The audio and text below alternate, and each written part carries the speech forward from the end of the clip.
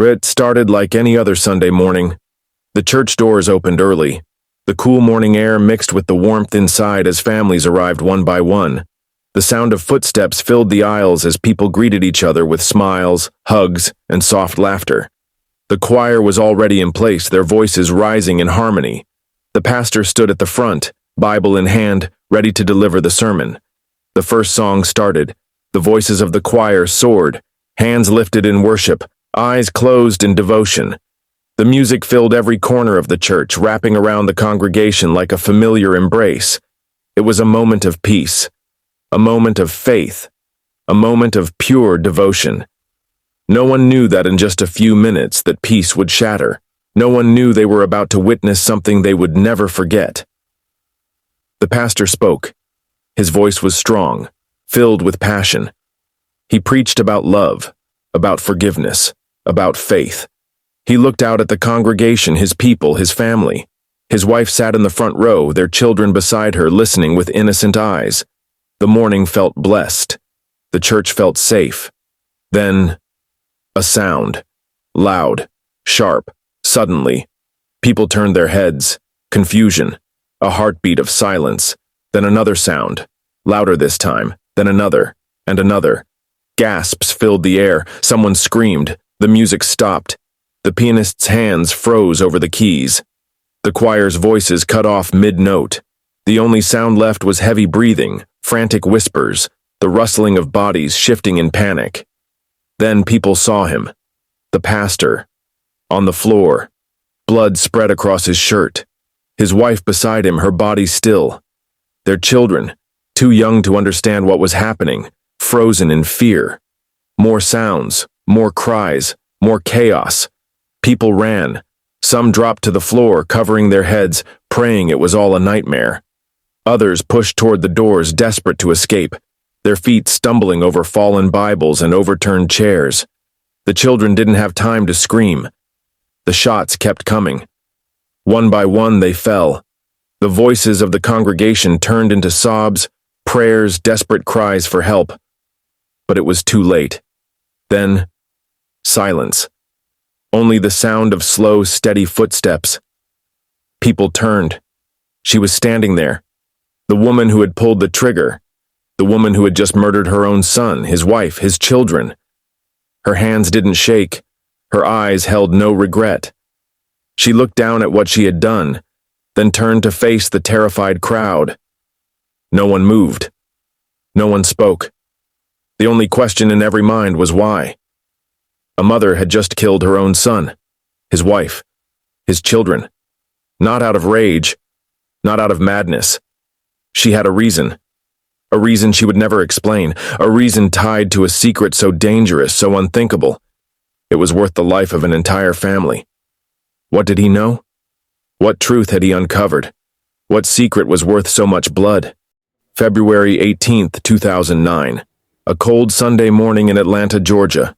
The sky was gray, a hint of rain in the air.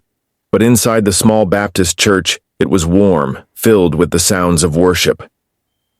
At the front of the church stood Pastor Elijah Johnson, 39 years old, a man of faith, of wisdom, of kindness. He had been leading this congregation for almost 10 years. People respected him, admired him. He was not just their pastor, he was their guide, their brother, their friend. His wife, Danielle Johnson, sat in the front row, 35 years old, a devoted mother, a Sunday school teacher. She had been by Elijah's side since they were teenagers. They built a life together, a family, a home. Their children sat beside her. Jaden, the oldest, 18 years old, smart, ambitious, with dreams of becoming a lawyer. Micah, 8 years old, full of energy, always asking questions, always looking up to his father. And little Faith, just 2 years old, sitting in her mother's lap, her tiny hands clapping along with the music. And then, there was Margaret Johnson, 62 years old, the pastor's own mother, a woman who had been part of this church longer than anyone, a woman who had once been known for her kindness, for her devotion to God. No one knew what she was thinking. No one knew what was coming. The service began. The choir sang. The congregation stood, voices lifted in worship. The church was alive with praise, with faith, with joy. Elijah stepped forward, Bible in hand. His voice was strong, steady. He spoke of love, of forgiveness, of trusting in God's plan. The congregation listened, hanging on to every word. But one person wasn't listening. Margaret Johnson stood up. Slowly, quietly. She reached into her coat. And then, the first shot. Elijah's body jerked. His mouth opened, but no words came out. He staggered, then fell. Danielle screamed. Jaden jumped to his feet. Micah grabbed his mother's arm. Little Faith didn't understand. She only knew something was wrong. The second shot came, then the third. Danielle collapsed. Jaden tried to reach for his baby sister, but he never made it. More shots, more screams. The church that had been filled with music, with prayers, with life, now filled with death. Bodies on the floor, blood on the pews, people frozen in horror, unable to move, unable to speak. And in the middle of it all, Margaret Johnson, holding the gun, staring at what she had done. Her son, her daughter-in-law, her grandchildren, gone. People whispered her name, their voices shaking. Margaret? Why? But she said nothing. She had pulled the trigger. She had ended their lives. And she knew exactly why.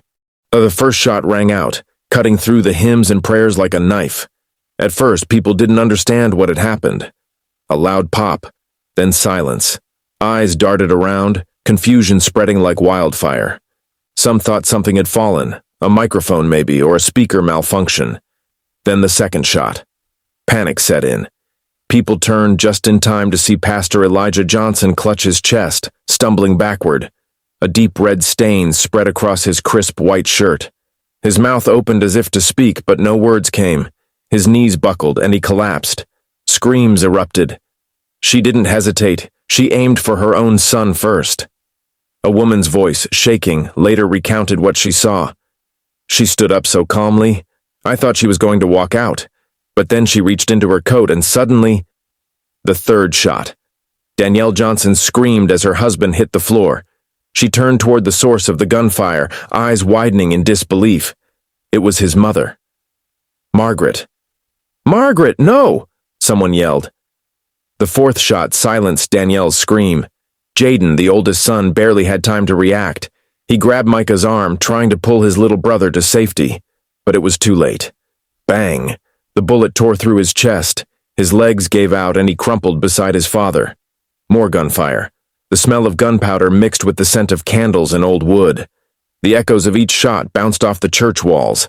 People ducked under pews. Some ran, pushing past each other, their only thought to get out, to survive. Micah sobbed, clinging to his mother's dress. Faith, too small to understand, reached out for her brother. Another shot. Micah fell, then another. Faith never even cried. It was over in seconds. The music had stopped. The prayers had turned into sobs. The church that had been filled with life only minutes ago was now a scene of horror. 911 call, dispatcher. 911, what's your emergency? Caller, panting, frantic. Shots fired! Shots fired at the church. Oh my God, people are down, please hurry. Dispatcher. Ma'am, stay calm, where are you? Caller. Bethany Baptist Church, please, oh my God, there's blood everywhere. More voices in the background, some screaming, some crying. Someone repeating, she killed them. She killed them all. Police arrival. Sirens wailed in the distance. The flashing red and blue lights reflected against the stained glass windows. Officers rushed in, weapons drawn, stepping into a nightmare. Bodies lay still on the floor. Blood pooled beneath the pews. The silence was deafening. The few who survived were huddled together, shaking, whispering prayers through their tears. And then, movement. Near the entrance, a figure. Margaret Johnson. She was trying to leave, slowly, casually, as if she had just finished running an errand. The gun was still in her hand, but her face showed no fear, no remorse. An officer shouted, "Stop! Drop the weapon!" She paused, looked at them. For a moment, it seemed like she might lift the gun again. "Drop it now!" Finally, she let it fall. She raised her hands. Her expression never changed. They took her down, cuffed her hands behind her back, led her out into the cold February air. People stood outside watching, some crying, some too stunned to react. The woman who had just wiped out her own family walked past them without a word. And as the police car doors closed behind her, one question burned in everyone's mind. Why? Margaret Johnson sat in the back of the police car, hands cuffed behind her back, her face emotionless. The officers glanced at each other, uneasy. They had seen killers before, angry, crying, regretful, defiant. But Margaret was different. There was no struggle, no plea for mercy, no demand for a lawyer. She simply sat there staring out the window as if none of it mattered. Back at the church, investigators arrived to process the crime scene. It was worse than they imagined. The wooden pews were splattered with blood. Bibles knocked to the floor and the chaos lay open, pages stained red. A child's small sneaker sat abandoned near the pulpit. The smell of gunpowder still lingered in the air, mixing with the lingering scent of burning candles. The bodies of Pastor Elijah Johnson, his wife Danielle, and their 3 children were carefully examined. The coroner took notes, marking bullet wounds, angles, entry points. Something wasn't right. This wasn't a crime of passion. This wasn't a moment of rage. This was an execution. When the autopsy was conducted, the findings were chilling. Elijah Johnson hadn't just been shot randomly. He had been shot execution style. Once in the chest to bring him down, then a final bullet to the head at close range. Danielle had been hit in the abdomen first, suffering before the second shot finished her off. Jaden, Micah, and little Faith, each shot with precision as if their deaths were necessary, not accidental. This was cold, calculated, intentional. Investigators studied the bullet trajectory and concluded that Margaret knew exactly what she was doing. She wasn't firing wildly in a moment of emotional distress. She was eliminating them, one by one. At the station, detectives sat across from Margaret Johnson, waiting for her to speak. But she didn't. She just sat there, staring. Finally, one detective leaned forward. "Why did you do it?" Margaret blinked, slow and deliberate. Then she smiled. "You already know," she said. The detective frowned. "No, we don't. Help us understand." Margaret let out a quiet chuckle, shaking her head. "You don't want to understand. You want an easy answer, a simple reason, but there isn't one." Her voice was eerily calm, no anger, no remorse. Another detective pushed forward a photo of Elijah. "This was your son, your own blood. You killed him. You killed your grandchildren. What could possibly justify that?" Margaret's eyes drifted to the photo. She stared at it for a long time. Then, barely above a whisper, she muttered, "He knew something he wasn't supposed to." Detectives exchanged glances. What was she talking about? A secret? A hidden truth? One detective pressed further. What did he know? Margaret's smile faded. She tilted her head slightly as if considering whether to answer. Then, after a long pause, she leaned forward and whispered, "You'll find out soon enough." It was the last thing she said that night. Detectives left the room unsettled. They had dealt with murderers before, people who killed for revenge, jealousy, money, but Margaret Johnson didn't fit the mold. She wasn't mentally unstable. She wasn't grieving. She wasn't confused. She was controlled, calculated, unshaken. But what was the secret she was referring to? And more importantly, what had Pastor Elijah Johnson discovered that had cost him, his wife, and his children their lives? Margaret Johnson sat in her jail cell, unmoving. No crying, no prayers, no request for forgiveness. She wasn't looking for salvation. She had made her peace with whatever came next. But detectives hadn't. They still didn't understand. A mother doesn't just execute her son, his wife, and his children inside a church unless there was something much bigger at play.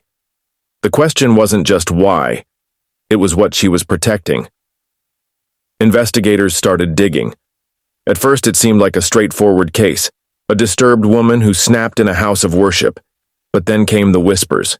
Congregants hesitant to speak at first, nervous glances, lowered voices. One phrase kept coming up. That family held secrets, deep ones. Margaret's late husband, Deacon William Johnson, had been a towering figure in the church, respected, powerful, feared.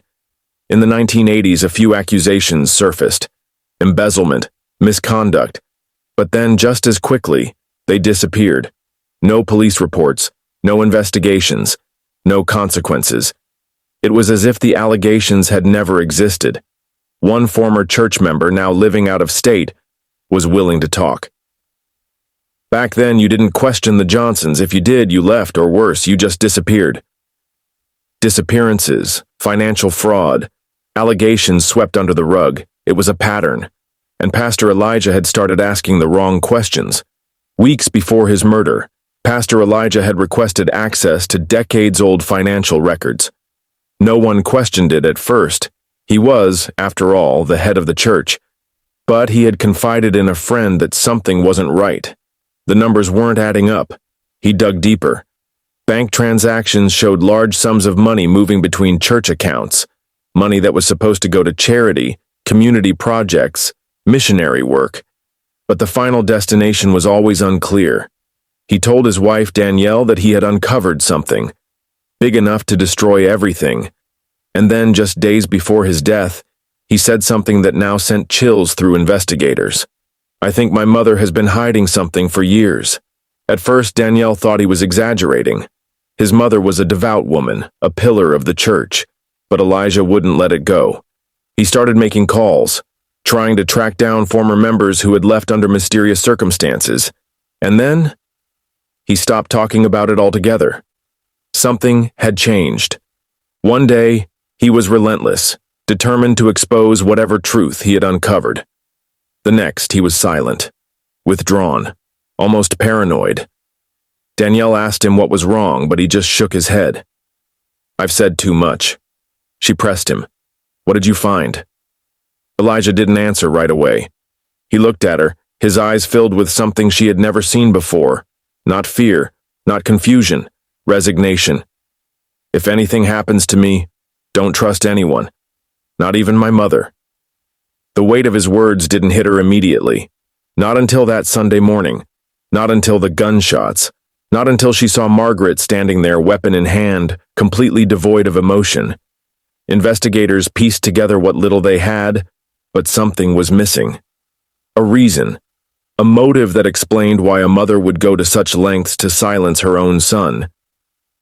But Margaret wasn't talking, and the deeper they dug, the more questions they found. Margaret Johnson had always been a woman of discipline. She wasn't just religious, she was devout to the point of obsession.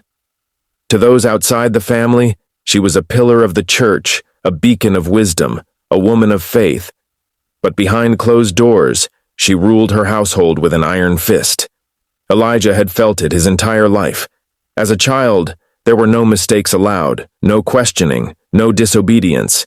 His mother's word was law, and anything outside of it was punished swiftly and severely. She believed suffering was a path to righteousness, and she had no problem enforcing it. Neighbors remembered the way she disciplined him. There were stories of Elijah being forced to kneel on uncooked rice for hours as punishment, of his mother making him memorize entire chapters of the Bible and recite them word for word, or else he wouldn't eat.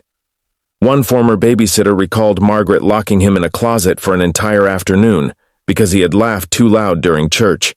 She wasn't just strict, the babysitter had said. She was cruel, but no one questioned her because she was Margaret Johnson. She had the church wrapped around her finger. As Elijah grew older, her grip on him didn't loosen. Even when he left for seminary school, she would call daily, reminding him that he was not his own man. He belonged to God, and to her. When he married Danielle, Margaret was furious. She saw it as an act of defiance, as if he were choosing another woman over her. She criticized Danielle constantly, saying she was too soft, too modern, not a true woman of faith. She made it clear, Elijah might have a wife, but she was still the one in control. And then Elijah took over the church. It should have been a proud moment for Margaret, her son stepping into his father's legacy, carrying on the family's name in ministry. But something changed. Margaret's control was slipping. Elijah had his own ideas, his own sermons, his own way of leading. He wasn't just parroting his mother's words anymore. He was making decisions without her input, changing church policies, opening financial records that had been untouched for decades. And then, he started asking questions. Margaret knew what those questions meant. She had spent years protecting the church, protecting its legacy, protecting the secrets buried beneath its foundation. She had cleaned up messes. She had silenced voices. She had ensured that no one would ever tarnish what the Johnson family had built, and now her own son was threatening to tear it all down. To Margaret, there was only one way to handle it. She had done it before, and she would do it again. Elijah Johnson was not just a pastor. He was a man who believed in truth, in justice, in doing what was right, no matter the cost. He had spent his life in the shadow of his mother's faith, raised to believe that the church was above all else.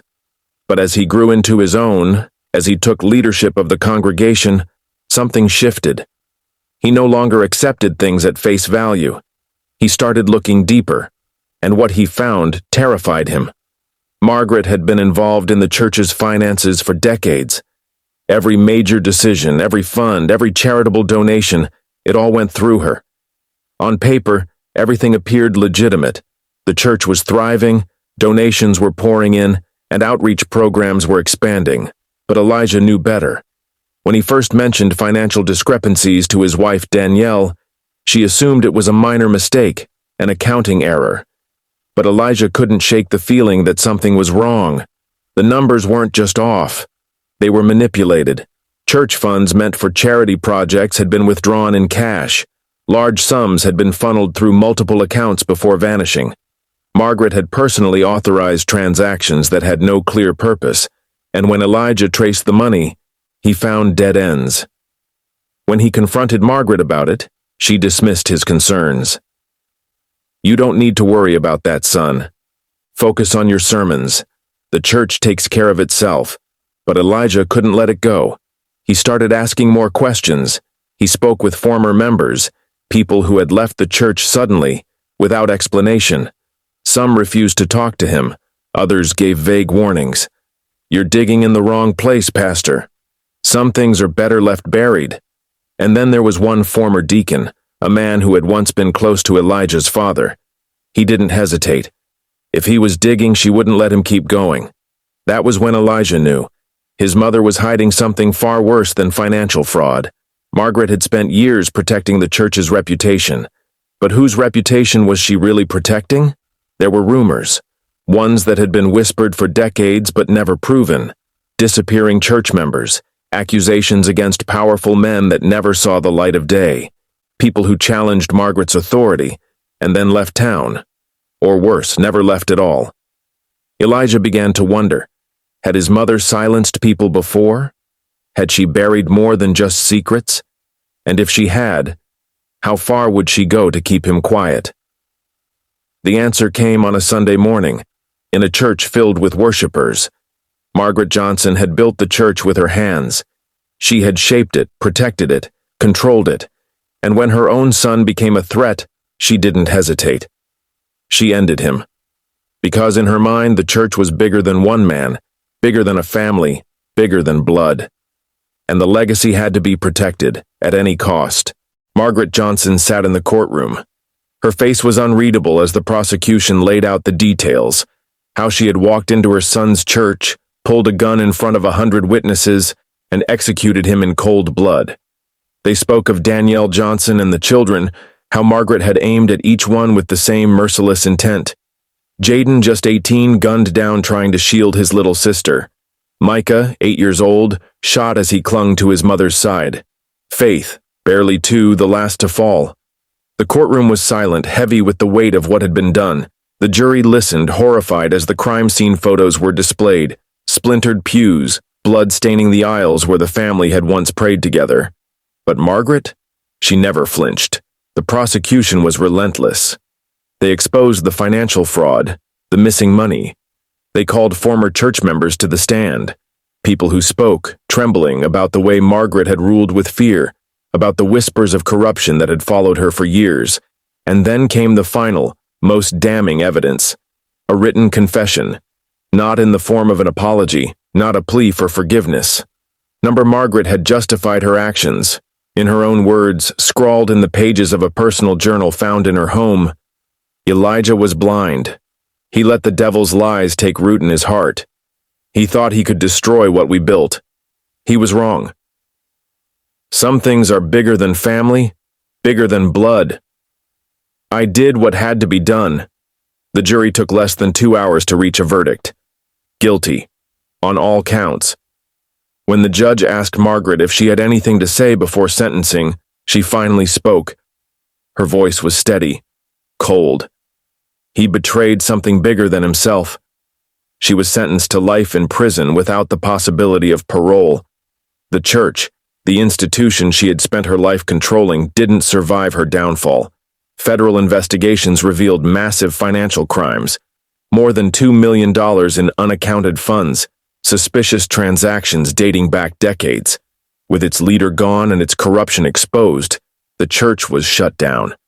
Some members walked away forever, shaken by the darkness that had festered behind the sermons and hymns. But others? They weren't so sure the story was over. There were still unanswered questions. Margaret had ruled the church for years, controlled the finances, covered up scandals. If she was willing to kill her own son to protect the secrets she held, how many others had disappeared before him? And how many more secrets died with her? What did Pastor Elijah Johnson uncover? We know he found financial records. We know he told someone he had discovered something big enough to destroy everything. But what exactly did he see? Was it just money, embezzlement, fraud, the kind of corruption that has rotted churches from the inside before? Or was it something worse? The whispers about disappearances, the accusations that surfaced only to vanish.